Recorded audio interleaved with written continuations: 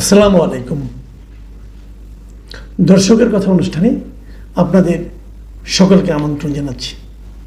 আজকে আমি মূলত যে কন্টেন্টের কমেন্ট নিয়ে কথা বলবো সেটা হচ্ছে ওই রাজবাড়িতে যে নুরুল পাগলার যে কবর থেকে লাশ উত্তোলন করে আগুনে পুড়িয়ে দেওয়া হলো, সেই ঘটনা নিয়ে গত রাতে যে কন্টেন্টটা করেছিলাম সেখানে যে কমেন্টগুলো পড়েছে মূলত সেখান থেকে ম্যাক্সিমাম কমেন্টস আমি পড়ব। এর বাইরেও দু একটা কমেন্টস আছে এর আগের যে কন্টেন্টগুলো ছিল সেগুলোর থেকে। প্রথম যে কমেন্ট আমি পড়ছি সেটা লিখেছেন উদয়ন সরকার। তিনি লিখেছেন, মাসুদ কামাল ভাই, আমরা বর্তমানে কোন বর্বর দেশে বসবাস করছি? লাশ কবর থেকে তুলে কাউকেই পুড়িয়ে ফেলার ইতিহাস বাংলাদেশে কখনো ঘটেছে বলে আমার জানা নাই। সব ক্ষেত্রে মব আর মব ঘটানোর পর সবাই মব সম্পর্কে সমালোচনা করেন। এরপরের কমেন্টে লিখেছেন নূর মোহাম্মদ। তিনি লিখেছেন, একজন মানুষ দুনিয়ায় থাকতে তার বিচার করবে আইন এবং আদালত, বিচার বিভাগ তদন্ত করে, আর একজন মানুষ মৃত্যুর পর বিচার করবে মহান আল্লাহ। এই কেমন বর্বরতা! আজকের দেশ কোন দিকে যাচ্ছে?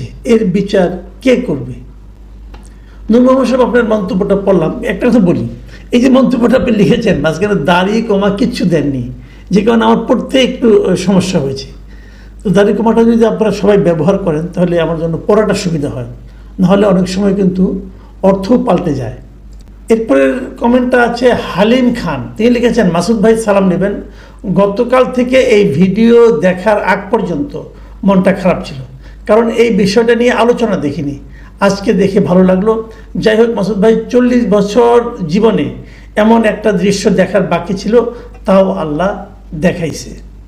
মফিজ উদ্দিন লিখেছেন, আসসালামু আলাইকুম ভাই, সারাদিন কাজকর্ম সেরে রাতে অনলাইনে এসে অপেক্ষায় থাকি আপনার ভিডিও শোনার জন্য। আপনি এমনভাবে ভিডিও করেন কাউকে বিন্দুমাত্র ছাড় না দিয়েই কথাগুলো বলে থাকেন।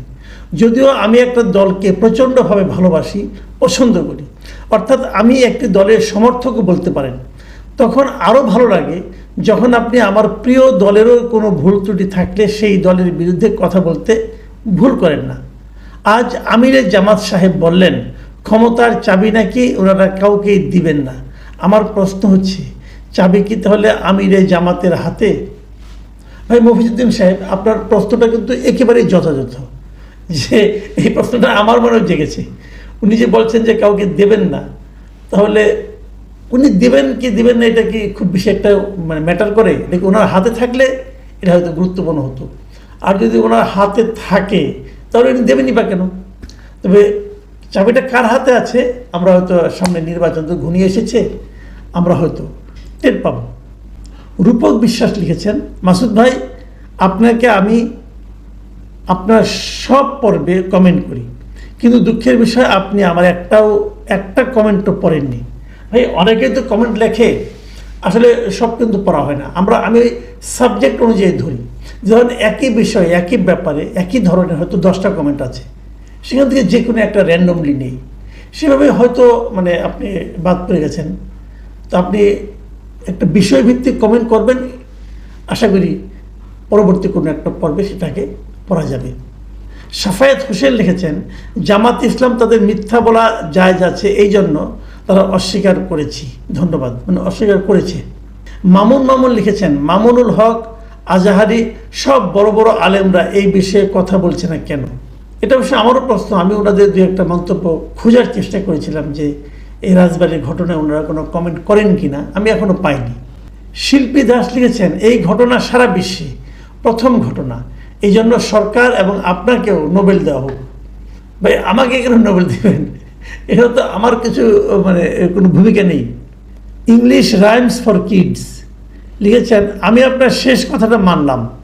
বাজারে অনেক ধরনের কেমিক্যাল পাওয়া যায় যা দিয়ে লাশকে সংরক্ষণ করা যায়, কিন্তু উনি কি জানতেন যে ওনার লাশ ওঠানো হবে? নোরা পাগলা লোকটা আকিদার ব্যাপারে আমারও প্রশ্ন আছে। আপনার কথাটা ঠিকই আছে, উনি জানতেন কিন্তু এটা আমি জানি না। তবে আমার মনে হয় হয়তো উনি চেয়েছেন যে লাশ ওঠানো না হলেও যেন কিছুদিন থাকে, এটা হতে পারে, আমি জানি না। আর ওনার আকিদার ব্যাপারে যে আপনার প্রশ্ন আছে, এটা নিয়ে আমারও প্রশ্ন আছে। উনি এমন কথা বলেছেন যা নাকি আসলে প্রকৃত মুসলমানদের পক্ষে বলাটা সহজ নয়, বলা উচিত নয়, কিন্তু উনি বলেছেন, করেছেন, সেটা অন্য হিসাব। তা ইসলামে কিন্তু তাই বলে, যদি এমন কেউ থাকে যে তার কোনো কথাবার্তা যাকে আপনার কাছে মনে হচ্ছে যে সে মানে ঠিক মুসলমান নয় অথবা মুসলমানের জন্য ক্ষতিকর যদি মনে হয়, তাকে আপনি অবশ্যই তাকে আইনের আওতায় আনতে পারেন, বিচারের আওতায় আনতে পারেন, তাকে প্রশ্ন করতে পারেন, তার সঙ্গে মানে লজিক দিয়ে তর্ক করতে পারেন, সবই করতে পারেন। কিন্তু যখন উনি মারা যাবেন, মৃত্যুর পর কিন্তু উনি মানুষের সমস্ত বিচারের ঊর্ধ্বে উঠে গেলেন, তখন তার বিচার আল্লাহ করবেন। কাজে এই যে পরের যে পার্টটুকু ওনার ইমান নিয়ে, আকীদা নিয়ে আমাদের সবারই প্রশ্ন থাকতে পারে, সেটা কিন্তু আলোচনার বিষয় না। আলোচনার বিষয় হলো লাশ তোলাটা। এই লাশটা তুলে এবং সেটাকে আবার আগুন দিয়ে পুড়িয়ে দেওয়া, এটা আসলে ঠিক হয়নি। মিস্টার মোহাম্মদ আকাশ লিখেছেন, তিনি জীবিত থাকাকাল অবস্থায় যদি তিনি দাবি করে থাকেন তিনি ইমাম মাহদি, তখন কেন এলাকার লোকজন তার বিচার করেনি? একজন মৃত মানুষের কি কোনো বিচার হয়? ভাই আপনার এই কথাই একটু আগে আমি বললাম। গাফফার সর্দার লিখেছেন, ভাই ওখানে শুধু জামাত ছিল না, আপনি একটু খোঁজ দিয়ে দেখেন, ওখানে বিএনপি সহ বিভিন্ন মতের মানুষ ছিল।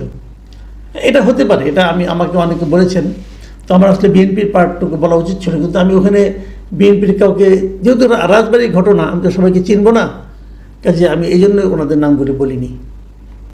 মঈন লিখেছেন, কামাল ভাই এমন স্বাধীনতার জন্য আপনিও কম দায়ী নয়। ভাই আপনার এই প্রশ্নের উত্তর আমি দিতাম, কিন্তু তার আগে দেখলাম আপনার এই প্রশ্নের রিপ্লাই আরেকজন দিয়েছেন, তিনি হচ্ছেন কাজী বাবু। তিনি লিখেছেন, কে স্বপ্নেও জানে এমন হবে। ভাই আমি কিন্তু ওনার সঙ্গে একমত যে আসলে তখন আওয়ামী লীগ আমলে, যখন আওয়ামী লীগ সরকার ছিল, তখন তাদের অনিয়ম নিয়ে, অত্যাচার নিয়ে, নানা রকম দুর্নীতি নিয়ে আমরা কথা বলেছি। তার মানে এই নয় যে কথা বলে আমরা কখনো ভেবেছি যে এই ধরনের কিছু একটা আসবে। মোহাম্মদ শহীদুল লিখেছেন, আপনারা কি এর দায় এড়াতে পারেন? 5 আগস্টের আগে কত কিছুই না বলেছেন, এখন বলেন না কেন? আপনাদের জন্য আজকে বাংলাদেশের এই অবস্থা। কারণ আপনার কথা ঠিক আছে, 5 আগস্টের আগে অনেক কথা বলেছি, এখন বলি না কেন এই কথাটা বোঝা ঠিক নাই। আমি এখনও বলি ভাই, এই যে কন্টেন্টটা যেটা আপনি কমেন্টটা করলেন, এটা তো সে বলার মধ্যেই পড়ে, তাই না? কাজে এখন বলি না এভাবে মনে হয় অতি সরলীকৃত মন্তব্য করা ঠিক নয়। সাখাওয়াত হোসেন লিখেছেন, বিদেশ থেকে আরও কিছু এক্সপার্ট এনে বিবৃতি কমিশন নামে একটি কমিশন তৈরি করতে পারে ইউনূস। হতে পারে। মশিউর রহমান লিখেছেন, মাসুদ কামাল ভাই এবং মঞ্জুর আলম পান্না ভাই, এই দুইজনের কথা ভালো লাগে এই কারণে যে আওয়ামী লীগের যেটা দোষ সেটা তুলে ধরেন, আর যেটা ভালো সেটাও তুলে ধরেন। বিএনপির যেটা দোষ সেটা তুলে ধরেন, আর যেটা ভালো সেটাও তুলে ধরেন। এই জন্য মাসুদ কামাল ভাই আর পান্না ভাইয়ের কথা ভালো লাগে, কারণ এই সময় অনেক সাংবাদিকরা এরকম কথা তুলে ধরতে পারে না। ধন্যবাদ মাসুদ কামাল ভাই আর পান্না ভাইকে। হ্যাঁ ঠিক আছে, আপনার কথা মোটামুটি ঠিকই আছে। একটা জিনিস হলো কি, সত্যি কথা বলতে কি, মানে পৃথিবীতে আপনি এমন কোনো একটা দল দেখাতে পারবেন না, এমন কোনো একটা মানুষ দেখাতে পারবেন না যার সব ভালো, এটা হয় না। আবার এমন একটা দেখাতে পারবেন না যার সব খারাপ। কাজেই ভালো মন্দ মিলিয়েই মানুষ, ভালো মন্দ মিলিয়েই কিন্তু রাজনৈতিক দল। কাজে আমি কেবল ভালোটা দেখব, মন্দটা নিয়ে আলোচনা করব না, তা হয় না। আর যখন আমি কোনো একটা দলের মন্দর দিকটা তুলে ধরি, সমালোচনা করি, আমি তো মনে করি আমরা ওই দলটার উপকার করলাম, কারণ ওনারা ওই সমালোচনা থেকে শিক্ষা নিয়ে নিজেদেরকে শোধরানোর একটা সুযোগ পাবেন, এভাবেই। আর আমাকে ধন্যবাদ দিয়েছেন, অনেক কৃতজ্ঞতা। পান্না ভাইকে ধন্যবাদ দিয়েছেন, পান্না ভাই তো জেলে, উনি কীভাবে ওরা ধন্যবাদটা গ্রহণ করবেন? ঠিক আছে, পাওনা রইল। মোহাম্মদ খুসাইন লিখেছেন, জাতি হিসাবে আমরা মাথা উঁচু করে তখনই দাঁড়াতে পারবো যখন আমরা সকল অপরাধ কঠোরভাবে দমন করতে পারবো।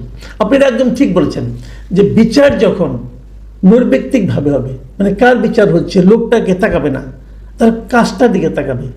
সে অপরাধ করলে তার বিচার হবে, সে যেই হোক না কেন। যদি এটা যতদিন পর্যন্ত নিশ্চিত না হবে, ততদিন পর্যন্ত আপনি আসলে জাতি হিসাবে মাথা উঁচু করে দাঁড়াতে পারবেন না ভাই, এটাই স্বাভাবিক। আরাফাত রহমান লিখেছেন, আমি একজন সাধারণ ছাত্র হিসাবে এই আন্দোলনে ছিলাম। ফ্যাসিবাদের পতনের পর সুন্দর একটা দেশ পাবো এমন আকাঙ্ক্ষা নিয়েই দলে দলে মানুষ এসে গণ অভ্যুত্থান ঘটিয়েছে। শ্রদ্ধা ও সম্মান নিয়ে ইউনূস প্রধান উপদেষ্টা হন, কিন্তু তার উদ্দেশ্য ছিল কমপক্ষে 5 বছর ক্ষমতা ভোগ করা। সেজন্য দ্রব্যমূল্য, আইন শৃঙ্খলা কিছুই তিনি দেখেননি, দেখেছেন এনসিপিকে। ফলাফল দেশ ব্যর্থ রাষ্ট্রের খাতায় নাম লেখাতে উদ্যত। এভাবে চলতে থাকলে অচিরেই জনসমর্থন আওয়ামী লীগের দিকে ঘুরে যাবে। এটা নিয়ে আমার কোনো মন্তব্য নেই, উনি নিজে একটা বড় মন্তব্য করেছেন। আমার ধারণা এই মন্তব্যটা আপনারা একটু চিন্তা করবেন। হামিদুল ইসলাম লিখেছেন, স্যার আপনার কথাগুলো আমার অনেক আগের থেকেই ভালো লাগে। আপনি হয়তো জানেন না, আপনাকে দেশের মানুষ অনেক পছন্দ করে। মোহাম্মদ টিপু মুন্সি লিখেছেন, মাসুদ কামাল ভাই কমেন্টটা পড়বেন।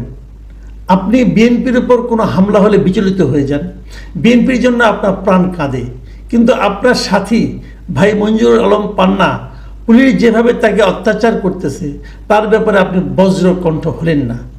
কথা বলেছেন ম্যাও ম্যাও করে, বিড়ালের মতো। আমি মনে করি অন্তর থেকে আপনি একজন প্রকৃত রাজাকার। ভাই টিপু মুন্সি, আপনার এই যে অভিমান বলেন, আপনার যে ক্ষোভ বলেন, এই ক্ষোভটাকে আমি অবশ্যই সম্মান করি। কিন্তু একটা জিনিস কি,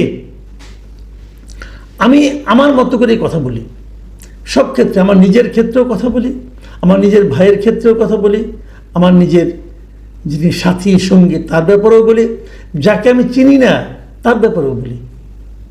এখন মঞ্জুর আলম পান্নাকে নিয়ে আমার যতটুকু বলার দরকার বলে আমি মনে করেছি, আমি ঠিক ততটুকুই বলেছি। এটা কারো কারো কাছে, যেমন আপনার কাছে ম্যাও ম্যাও মনে হয়েছে, বিড়ালের মতো মনে হয়েছে, আবার এটাকে নিয়ে অনেকে কিন্তু বলেছে যে আমি নাকি বেশ জোরালো ভঙ্গিতে বলেছি। এখন আপনার প্রত্যাশা আর আমার ডেলিভারি সবসময় একমত, মানে একই রকম নাও হতে পারে। কাজেই আপনি যেটা বলেছেন তাকে আমি সম্মান করছি।